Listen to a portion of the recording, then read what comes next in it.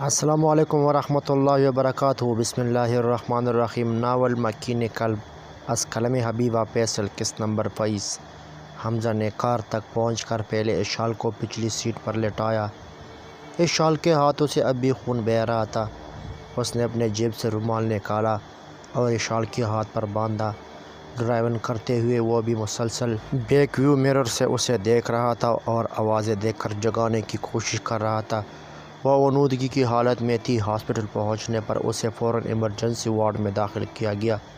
تب حمزہ تک ہاسپٹل کے ڈاکومنٹس پل کر رہا تھا۔ سگنل نہ ہونے کی وجہ سے عبدالہادی حمزہ کو کال نہ کر سکا تھا۔ اب وہ اور علمہ شہر کے حدود میں داخل ہو چکے تھے۔ پھر عبدالہادی نے جہاں کار پارک تھی وہاں گئے۔ اپنے بھائی کو کال کر کے پوچھ لو۔ عبدالہادی نے ڈرائیونگ سیٹ سنبھالتے ہوئے اپنا موبائل علمہ کی جانب بڑھایا۔ جی میں کرتی ہوں۔ علمہ نے موبائل اس کے ہاتھ سے لیا۔ حمزہ جو ابھی تمام کارروائی مکمل کر کے ایمرجنسی وارڈ کے باہر کھڑا تھا، عبدالہادی کا نام دیکھ کر فوراً کال پک کر لی۔ السلام علیکم بھائی، میں علمہ۔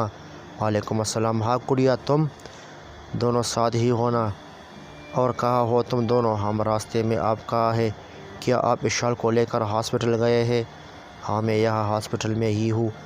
تم دونوں بھی یہاں آ جاؤ، پھر تفصیل بتاتا ہوں۔ حمزہ نے بالوں پر ہاتھ پھیرتے ہوئے کہا اور انہیں ہاسپٹل کا پتہ دے دیا۔ اوکے، علمہ نے کہہ کر فون بند کر دیا۔ اچھا، ہاسپٹل پہنچنے میں تھوڑا وقت لگے گا کیونکہ ہم شہر کے آخری حصے میں ہیں۔ اب میں کیسے بھول گیا، مما بابا پریشان ہو رہے ہوگے۔ عبدالہادی نے ایک ہاتھ سے اسٹیئرنگ سنبھالتے ہوئے دوسرے ہاتھ سے بابا کو کال کی۔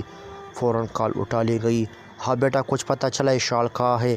کیسی ہے؟ بس ایک بار اس کی آواز سننا دو۔ ان کی آواز میں ڈر ہی ڈر تھا۔ عدیلہ بیگم بھی امید سے ان کی جانب دیکھنے لگی۔ ہاں بابا، یہ شال مل گئی، ہم ابھی ہاسپٹل جا رہے ہیں یہ شال سے ملنے۔ کیا ہاسپٹل؟ مگر کیوں؟ وہ ٹھیک ہے نا؟ وہ پریشانی سے کہنے لگے۔ ہاں بابا، میں ایڈریس بتا رہا ہوں، آپ کو وہیں پہنچ جائے۔ آپ بھی، میں بھی بتاتا ہوں تفصیل سے۔ ہمیں تھوڑا وقت لگے گا پہنچنے میں، وہاں آپ کاؤنٹر پر پوچھ لیجئے گا۔ ٹھیک ہے، میں رکھتا ہوں، اور بالکل بھی فکر نہیں کرنی۔ آپ مما کے پاس دے فون۔ انہوں نے فون عدیلہ بیگم کی جانب بڑھایا۔ مما آپ بالکل ٹینشن نہیں لے گی، آپ نے ملنا ہے نا اس شال سے؟ تم بابا کے ساتھ آ جائیے، دیکھیے، فکر نہیں کرے۔ ہاں بیٹا، بس مجھے میری اس شال سے ملا دو، وہ روتے ہوئے کہنے لگی۔ کچھ ہی دیر میں عدیلہ بیگم اور اشفاق صاحب ہاسپٹل میں موجود تھے اور اس شال کے وارڈ کی طرف جا رہے تھے۔ ان کی پیاسی نظریں ہر جگہ اس شال کو ڈھونڈ رہی تھی۔ اچانک ان دونوں کی نظر اسی وارڈ کے باہر کھڑے ایک لڑکے پر پڑی۔ وہ ہو سا نوجوان تھا، براؤن آنکھوں والا۔ عدیلہ بیگم اسے دیکھنے لگی۔ پتہ نہیں، ایسے لگتا تھا جیسے کہیں دیکھا ہو۔ حمزہ نے جب انہیں اپنی جانب دیکھتا پایا تو اس نے اندازہ لگایا شاید یہ اس شال کے پیرنٹس ہو، کیونکہ عبدالہادی اسے اطلاع کر چکا تھا۔ آپ اس شال کے پیرنٹس ہیں؟ حمزہ نے غور سے ان دونوں کو دیکھتے ہوئے کہا۔ جی جی، ہم ہی۔ اس شال کہاں ہے؟ ہمیں ملا دو اسے، عدیلہ بیگم نے کہا۔ حمزہ نے دیکھا ان کے لہجے میں اپنی بیٹی سے ملنے کی کتنی طلب تھی۔ ہاں آنٹی خالہ، اس کا جی چاہا وہ کہہ دے، پر پتہ نہیں کیوں رک گیا، شاید یہ ٹھیک وقت نہ لگا ہو۔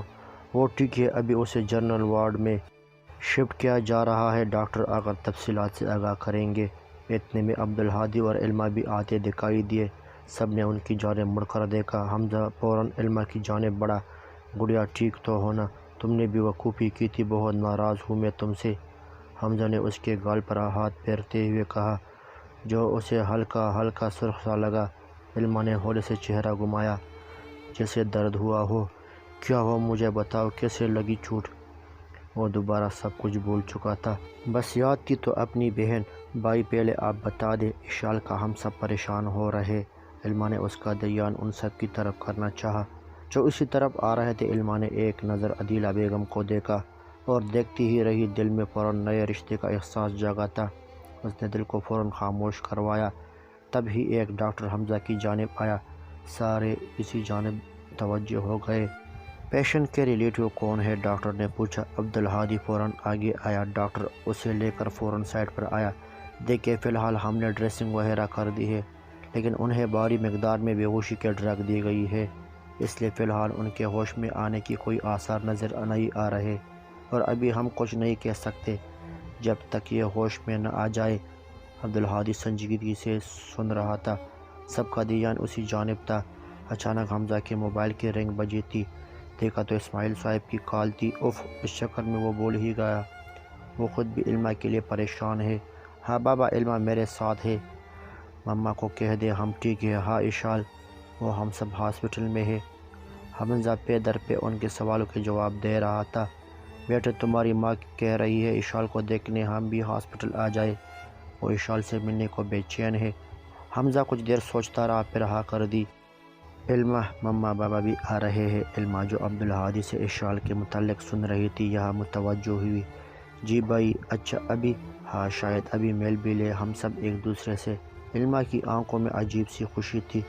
اچھا چلو ڈاکٹر کو دکھانے، دیکھو تمہارا چہرہ۔ علمہ نے سوچا اگر یہ گردن کا کٹ دیکھ لے پھر؟ وہ تو عبایا باندھنے کے باعث نظر ہی نہیں آیا تھا۔ علمہ نے آنکھیں گھمائی۔ بھائی میں بالکل ٹھیک ہوں، اب اشال کا پوچھے، بس دعا کرے وہ ہوش میں آ جائے، سب اسی پر ڈیپینڈ کرتا ہے۔ علمہ نے اداسی سے کہا۔ سب ہی کوریڈور میں بیٹھے تھے، حمزہ، عبدالہادی اور علمہ تینوں ایک دوسرے کو اپنے اپنے حالات بتا رہے تھے، اور عدیلہ بیگم اور اشفاق صاحب اللہ کا شکر ادا کرتے نہیں تھکتے تھے کہ اس نے بچوں کی حفاظت کر لی تھی، ورنہ اتنا سب کچھ ہو گیا۔ سبھی اشال کے ہوش میں آنے کے منتظر تھے، سب دعا گو تھے۔ تب ہی سامنے سے فاطمہ بیگم اور اسماعیل صاحب آتے دکھائی دیے۔ جیسے ہی فاطمہ بیگم اور عدیلہ بیگم نے ایک دوسرے کو دیکھا، دونوں ساکت ہو گئے۔ اتنے سالوں بعد ایک دوسرے کو اپنے سامنے دیکھ کر دونوں ہی مطلب کہنے کو الفاظ ہی نہیں تھے۔ فاطمہ بیگم تیزی سے چلتی ہوئی ان کی جانب آئی اور دونوں ایک دوسرے کے گلے لگ گئی۔ دونوں ایک دوسرے سے مل کر بے تحاشا رونے لگے، مانو ان کی آنکھیں اتنے سالوں بعد ایک دوسرے کو دیکھ کر سیراب ہو گئے تھے۔ باقی نفوس ساکت کھڑے انہیں دیکھنے لگے، خاص کر عبدالہادی۔ اسے تو کچھ پتہ ہی نہیں تھا، اس منظر کو دیکھ کر سارے لوگوں کی آنکھیں نم ہو گئی تھی۔ خونی رشتے ہوتے ہی کچھ اس طرح کے ہیں، کہیں نہ کہیں سے ان کی کوشش ہمیشہ اپنی جانب کھینچ ہی لیتے ہیں۔ ایک دوسرے کے ہاتھ پکڑ کر وہ کتنی ہی دیر ایک دوسرے کو دیکھتی رہی۔ بچپن کی یادیں، ایک ساتھ بتائے پل، کیا کیا نہیں یاد آیا تھا انہیں۔ آپا، اتنے سالوں بعد عدیلہ بیگم روتی ہوئی آنکھوں سے انہیں کہنے لگی، بس دیکھ لو، اللہ نے ہمیں ملانا تھا۔ وہ دونوں وہاں بنے بینچ پر بیٹھ گئے، باقی سب مسکراتی نگاہوں سے انہیں دیکھ رہے تھے۔ ایسا لگ رہا تھا جیسے منظر مکمل ہونے کو تھا، بس اشال ہوش میں آ جائے۔